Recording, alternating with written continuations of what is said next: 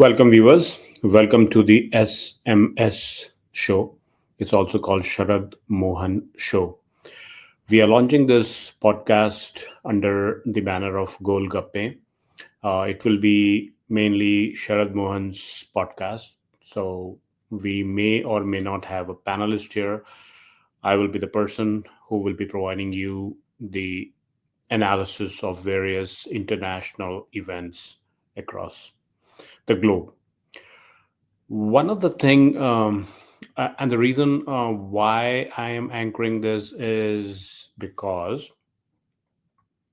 being an author for last, I would say, 8 years plus, with 6 books so far to my credit, I have been through the multiple books, discussions, text, research across the whole spectrum of this topic, whether it's a geopolitics, history, art, social life, healthcare, sports. And I think after hearing to multiple analysts, we always feel that, hey, probably this could have been said or that could have been said. And with that in mind, I thought, why not I give it a shot and try analyzing few of the topics what I understand. So, welcome. Please do subscribe. If you see below my signature, below my name, you can see this channel, which will be telecasted on YouTube. It will X, Facebook, Insta, etc. But yes, our primary location would be the YouTube, and the way you could find out is shown here at the rate Gol Gappe. Gol Gappe means round table discussion. Gol means round and Gappe means discussion. GOLGUPPEN. So please do subscribe, and we will be having very interesting session. We'll be roasting many people as well. So, what is the topic for today's discussion? NATO chief Mark Rutte, or Rutte, whatever you call it, wants India, China, and Brazil, the three important member of BRICS grouping. And the warning is for the fourth member of the BRICS grouping, which is Russia. And the warning is, hey, don't buy oil from Russia, or else we will put a subsidiary tariff of 100%. And this type of comment was never seen in past. Maybe US would have said to some of the rogue nations or some other nation, but coming from European country, which has a scar and blood on their hand with colonial past, and giving the statement to Asian country, especially India, which had colonial past with Dutch. So the Dutch ruled or had a presence in India.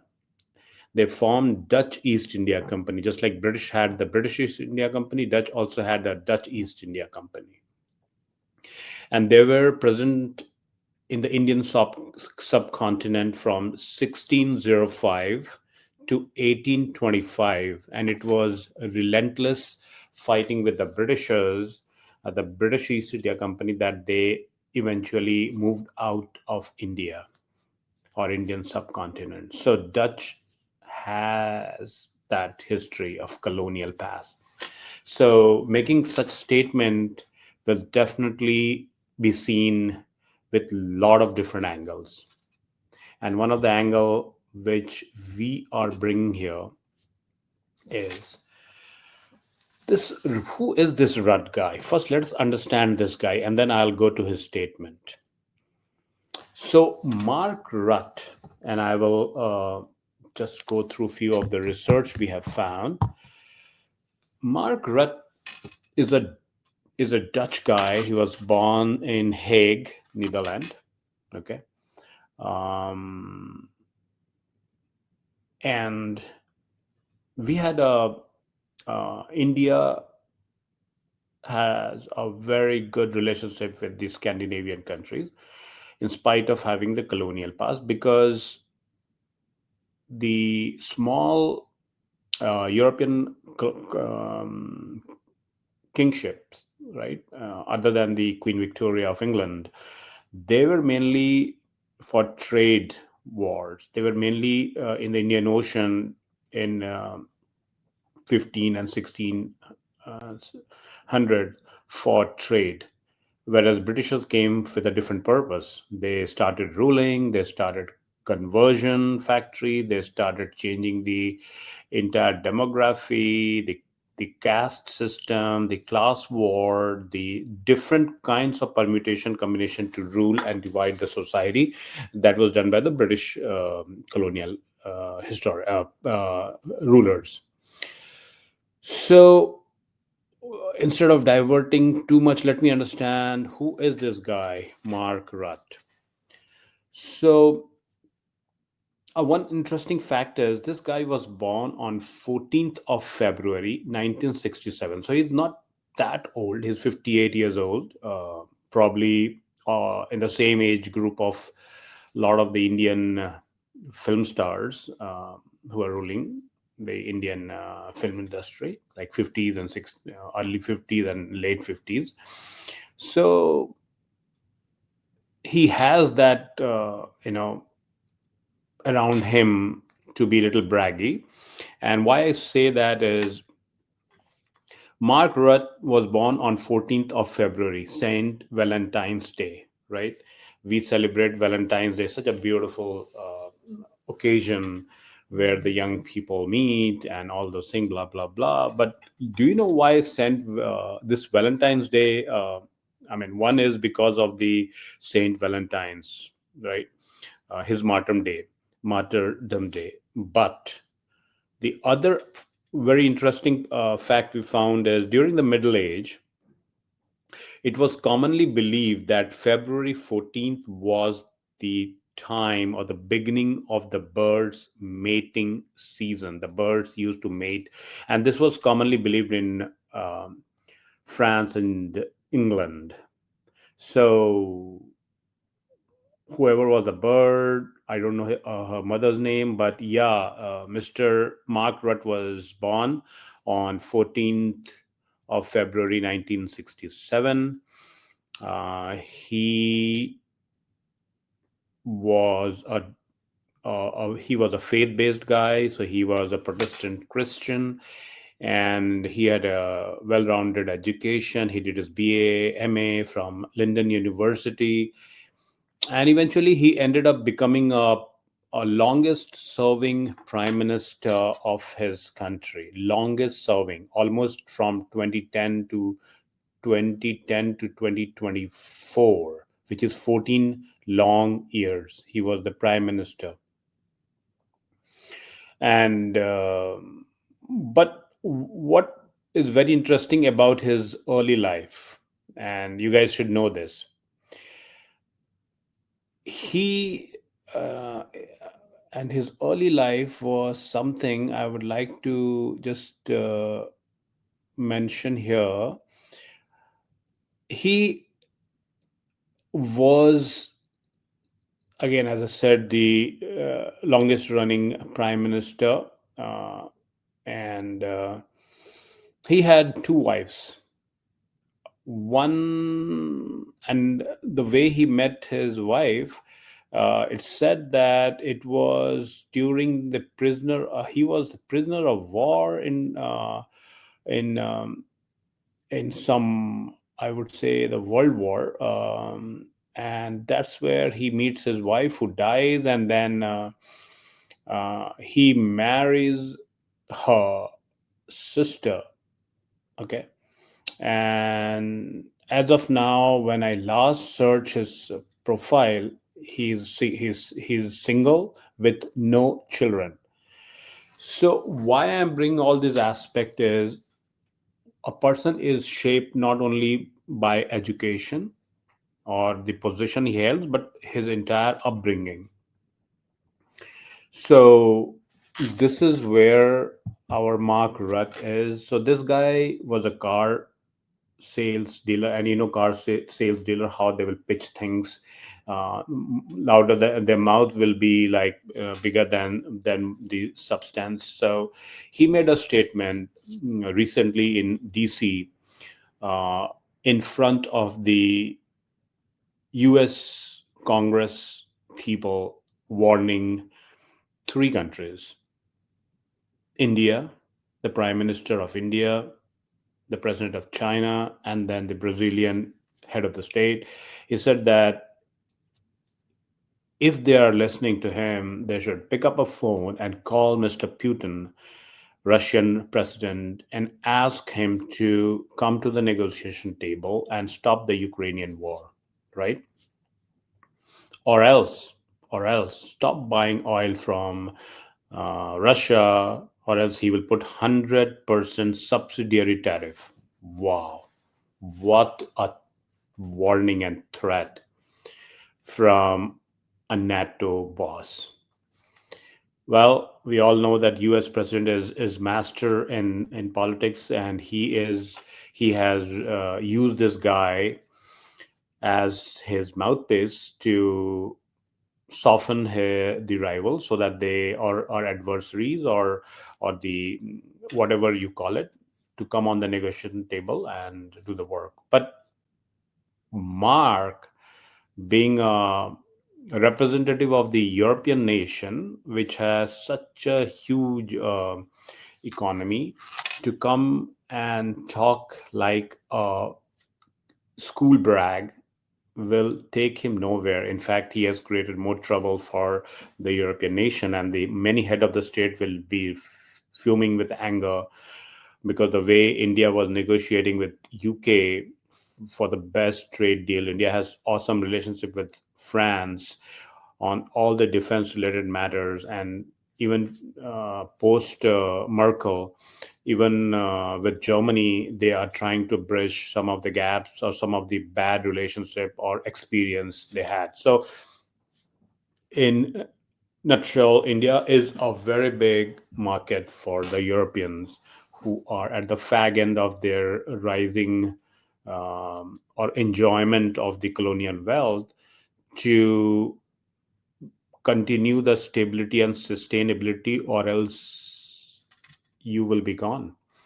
Whether it's a population reason, whether it's a resource reason, or whether you have enough security to withstand China, Russia, and the other rivals.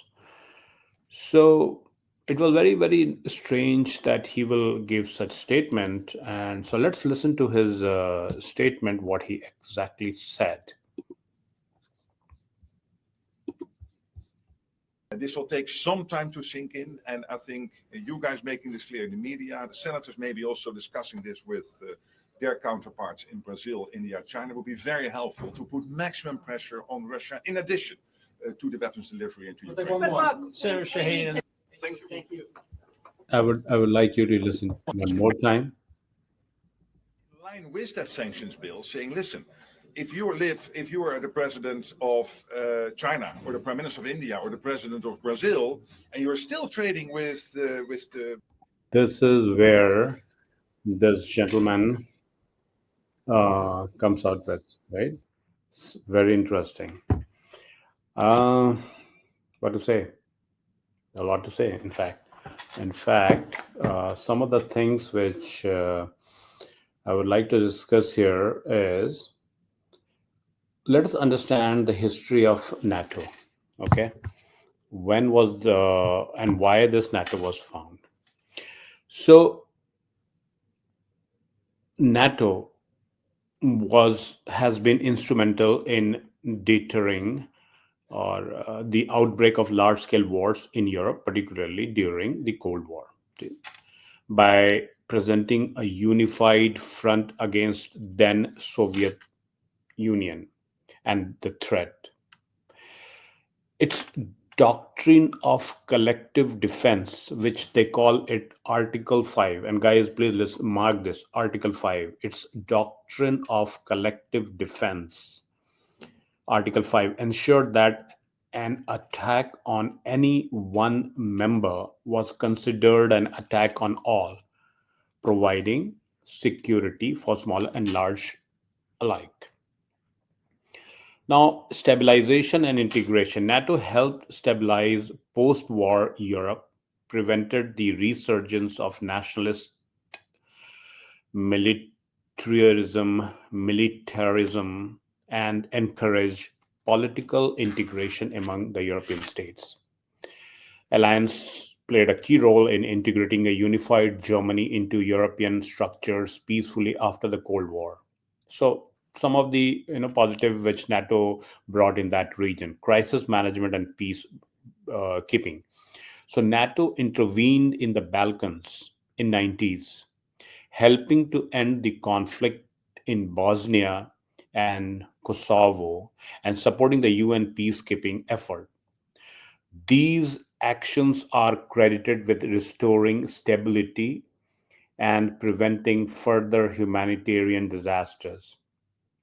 Some of the economic benefits of NATO was that the new entrants from the Central and the Eastern Europe, who became more attractive for investment trade, were brought in. Adaptability and endurance was practiced. So NATO showed or has shown adaptability by evolving beyond its anti-Soviet purpose and continuing as to serve a platform for political consultation, scientific cooperation, and crisis management. But there are a lot of negative aspects with the NATO. One is provoking the rivals and tension, and Mark Rutte has done exactly that. Let us see the historical aspect of their provocation. So, NATO expansion after the Cold War has been criticized for exacerbating tensions with Russia, with views the alliance eastward enlargement as a strategic threat to its security interest. The presence of actions of NATO have at times contributed to arms race and increased the risk of confrontation, notably during the various crises with the former Soviet and more recently with the Russia. The internal division and cohesion challenges, disagreement among the members, countries like France have at times withdrawn from NATO, integrated command structures, or challenge its direction. So NATO, whatever you call it, risk of being drawn into unwarranted conflicts. They have criticism over military intervention. So some NATO interventions have faced criticism for collateral damage, ambiguity in legal mandates, and the perception of overreach, especially regarding the actions in Yugoslavia, and more controversially, participation in Afghanistan after 2001. Okay. Dependence and security dilemma. The alliance structure sometimes creates dependencies, with some members relying heavily on the US security guarantees while contributing less to collective defense, to persistent discussions and burden sharing and free riding. So NATO legacy is marked by significant achievement in maintaining peace and security in Europe, promoting integration, and adapting to new security challenges. So these are some of the things which NATO country. Uh, but let us see now how many countries makes to this NATO formation. So there are around 32 members as of 2025 who are signatories to NATO. Albania, Belgium, Bulgaria, Canada, Croatia, Czech Republic, Denmark, Estonia, Finland, France, Germany, Greece, Hungary, Iceland, Italy, Latvia, Lithuania, Luxembourg, Montenegro, Netherlands, North Macedonia, Norway, Poland, Portugal, Romania, Slovakia, Slovenia, Spain, Sweden, Turkey, okay, part of NATO, United Kingdom, and obviously United States, where I live. So these countries span both North America and Europe. Now, how big is NATO? The GDP of NATO countries, and because of United States of America, is $39 trillion, which accounts to 30% of the total global GDP. Okay? Out of 39 trillion, I would say majority goes to America, almost like 85%. So you see how big and powerful the NATO country is. But it is very interesting that ever since President Donald Trump came during his second tenure, he has been very, very vocal, both against the European nation and NATO, to do more, to contribute more. He sees the relationship less from a strategic perspective, but more from a, I would say, transactional perspective. He wants NATO to spend from their current budget of 2% for of their GDP on the security to 5%, almost 3% jump. And he has made President Trump has made various statements over years that have cast doubts on the value, unity, and obligation of NATO. His comments have been particularly pointed on the issues of defense spending by members countries. Major theme in Trump's, I would say, anti-NATO rhetoric is questioning the is very questioning of the Article 5, which is the building block or the preamble of the NATO alliance. He has questioned Article 5. Trump has repeatedly expressed uncertainty over whether United States would come to defense of other NATO members if they were attacked, questioning the reliability of the alliance mutual defense provision.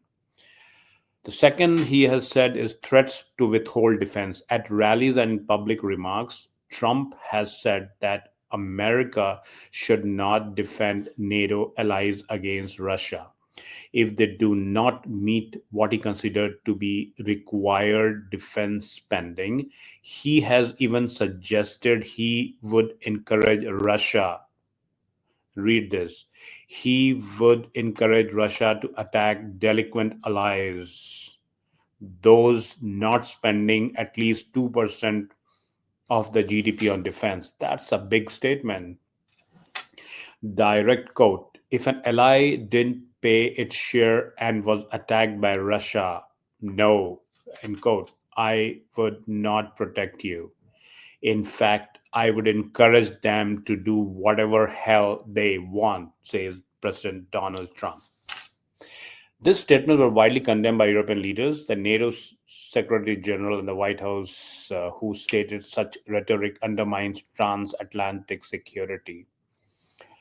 The acquisition of unfair burden sharing.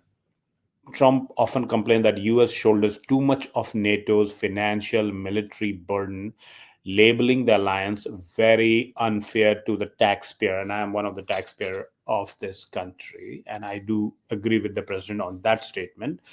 He has called NATO obsolete in past and argued allies are not paying their share despite members not owing dues but being asked to 2% of national GDP in defense spending, a target agreed before the presidency.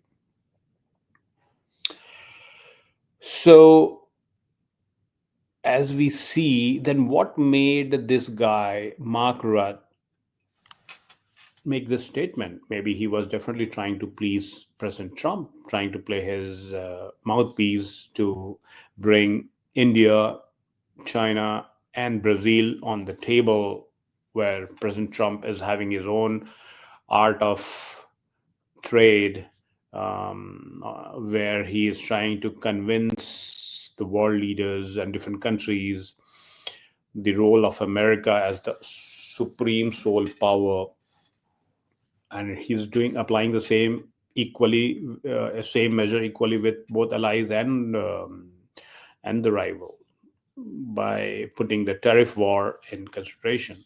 But all these things, America it's for America, but again, America is part of NATO. But for this guy Mark Rutte to jump, who was the prime minister, is just and longest serving prime minister, shows his European mindset, his colonial mindset. I won't say the entire Europe, but I would say definitely the guys who were the colonies of the past, colonial masters of the past.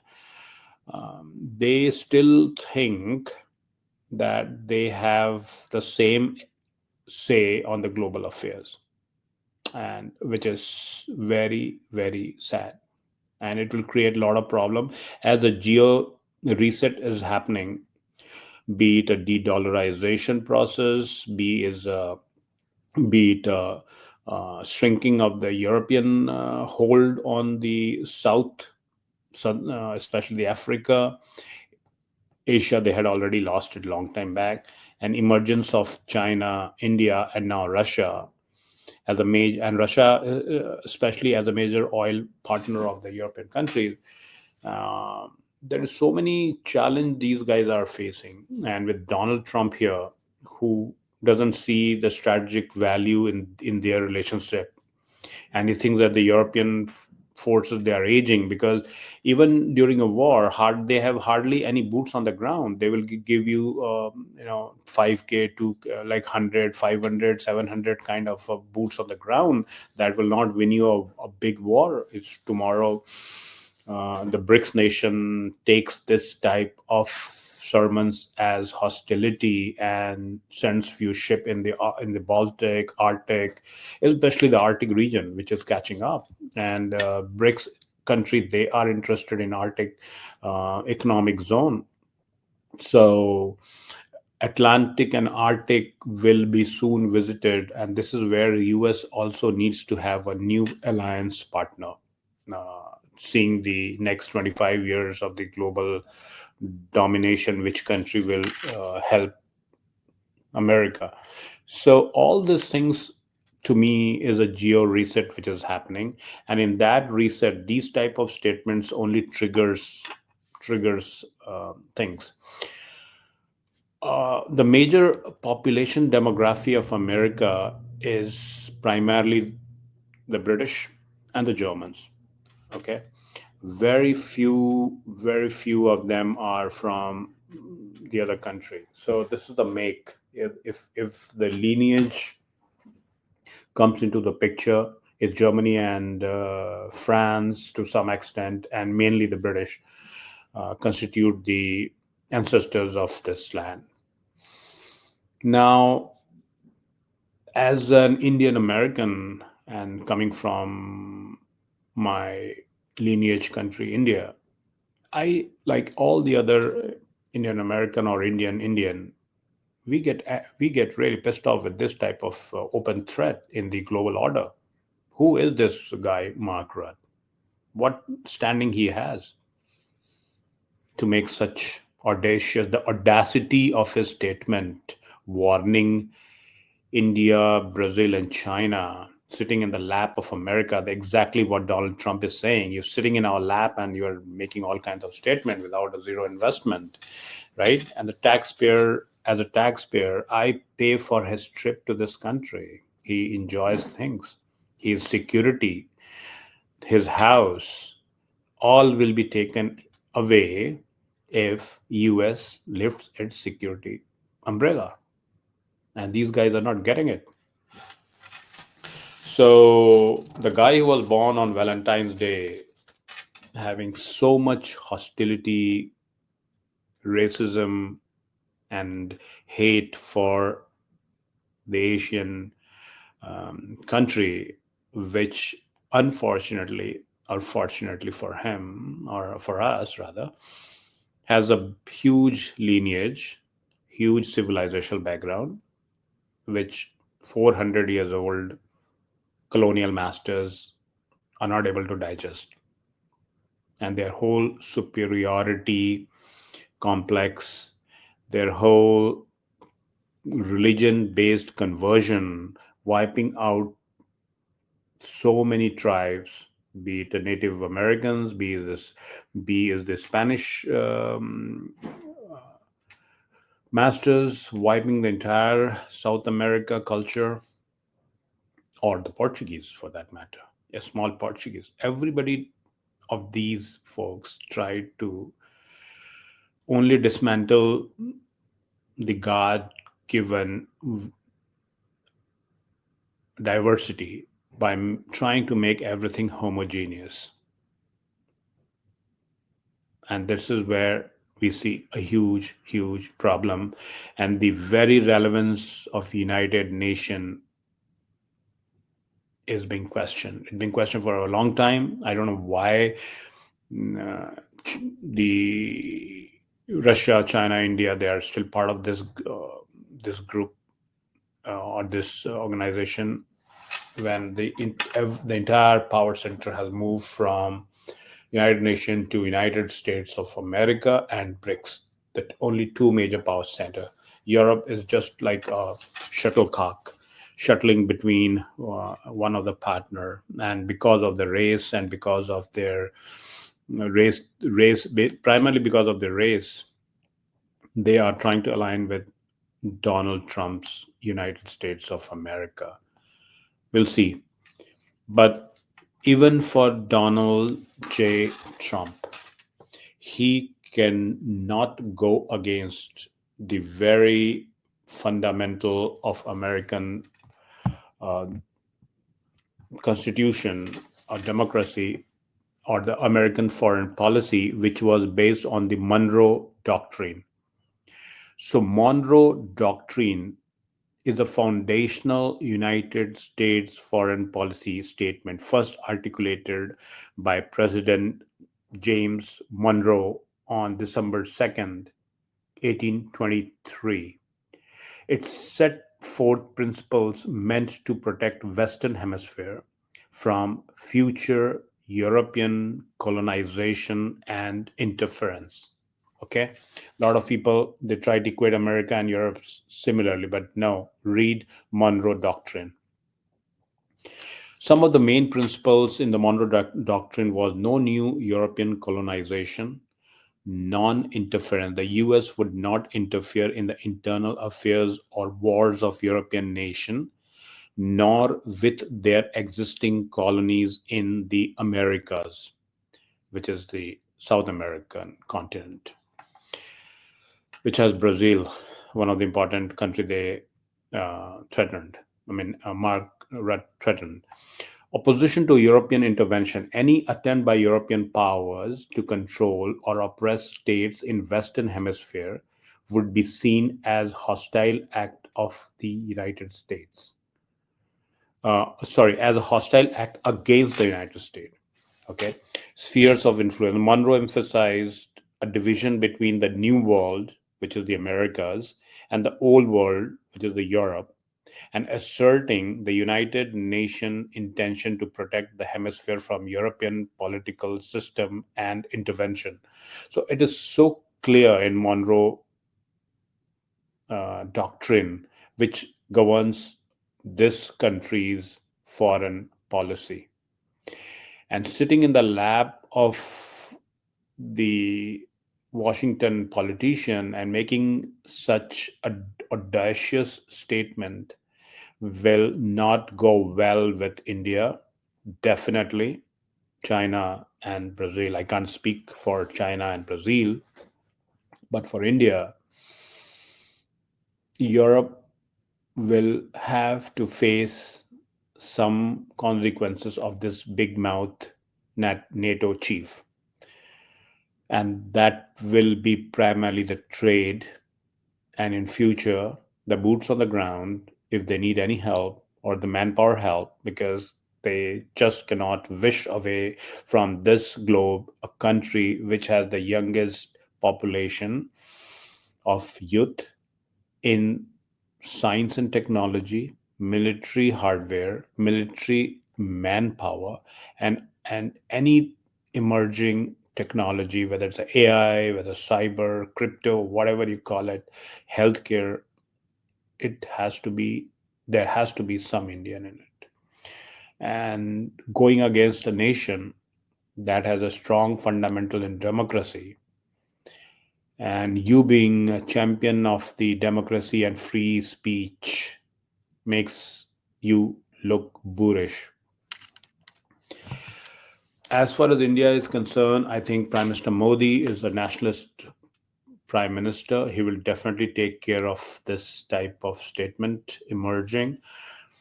But there has to be there is two strategies. Sometimes India ignores such statements. Sometimes India speaks. I think the foreign minister of India, Dr. Jay Shankar, has spoken enough in Europe. I think last 2 years since COVID, he has been speaking and he has been well received.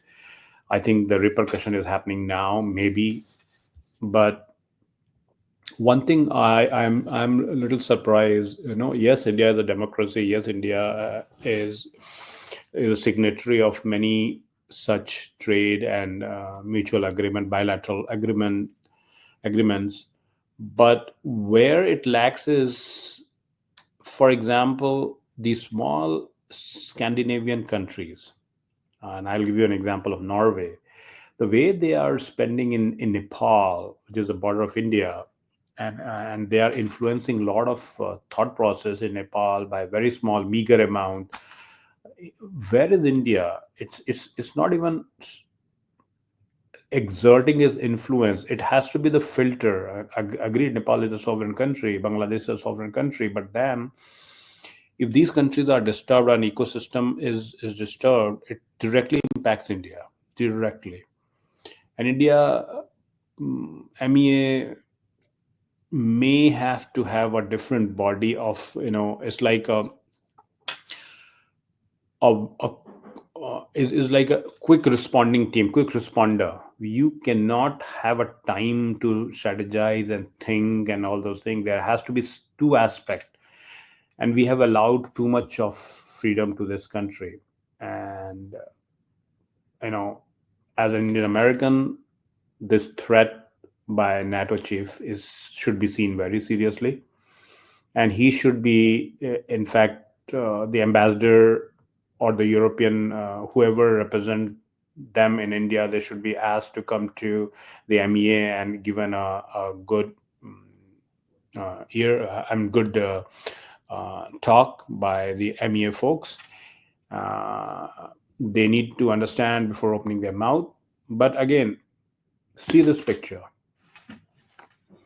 Ambassador May Ellen Stenner pleased to meet Prashant Kishore, and since the election is happening in the state of Bihar, a very important state with 14 crore population, 140 million people, 10th largest.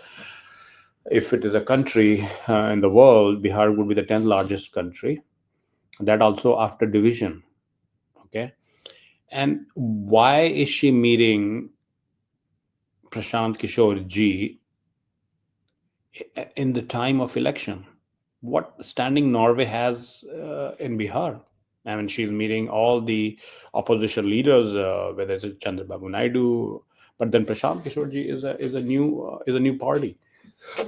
He has a new party. So why is she meeting Prashant Kishore? She flew all the way to Patna to meet Prashant Kishore ji.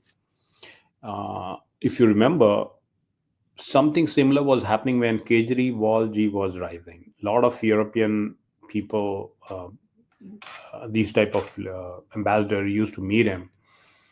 So doesn't India seize all those things?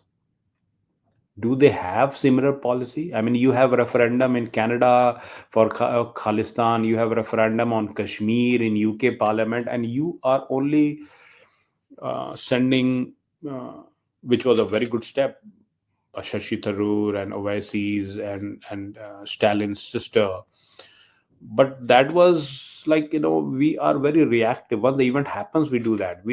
There should be a separate department to consistently feed such narratives and counter such narratives against India, which probably MEA has to relook. It has grown. I think Jaishankar ji has done a fabulous job so far, but every day the competition changes, which he will also agree, and he needs a lot of young blood. So again, coming back to the Bihar and this lady meeting Prashant Kisorji. Prashant Kisorji is an awesome guy. Meeting with anybody is not a problem, but the timing is a problem. Even for that matter, yours truly also met Prashant Kisorji just a few months back in Patna, the bank of Ganga, where he was having his event, and it was a good meet. He's a great guy.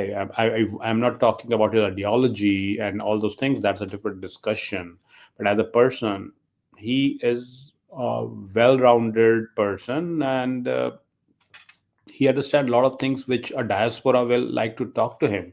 Many politicians in the state will not be able to understand the diaspora perspective on so many things, whereas they find him as a natural listener from that perspective. So yeah, yours truly, which is the Sharad Mohan show, was uh, given time, and we are happy to meet. We were happy to meet Prashant Kisorji. But having said that, back to our discussion. NATO Chief Mark Rutte wants India, Brazil, and China. Well, in the end, I will say that with de-dollarization happening, geopolitical reset happening, the young demography of India uh, going to be the most advantageous for most of the countries, be it manpower needed in Russian defense companies or the IT or other manpower needed in Europe and America. India is a country of future. It's growing with the fastest pace. From GDP perspective, it's a very big country, and from the purchasing parity PPP, it's almost uh, in trillion. I would say it's almost in double figure as far as the PPP purchasing power parity of the national economy. It is soon going to be the third largest economy, and in few years, and that will be the gap between India and China is reducing by 2050 from the dollar perspective, the GDP. So you know, all the leaders of Europe, they should be very, very careful making such statement, because again, India is a civilizational country. You guys have never been able to understand the civilizational country. There is a huge pride because they sit on the volcano of knowledge. Their history is it just cannot be wiped out. It just cannot be wiped out, and it's not 4,000 years old history. It is 25,000, minimum 25,000 plus years old, recorded, written, archaeologically proven, astronomically proven history. So with that and the show, I will like people and viewers to please put a comment what kind of discussion they would like to have. This is almost 3 times a week program on different topic, but we are also having on the weekend programs like Bat Kahi with Yashendraji, a very well-known person from the state of Bihar, and then Ankahi from a historian friend of mine who has written 10 books, Bihar Ankahi with Mr. Tejakar Jhaji. So we are getting into the groove, guys. Lot and lots of more program will come. देखते रहिए. Jai Hind. Hail to America. Namaste.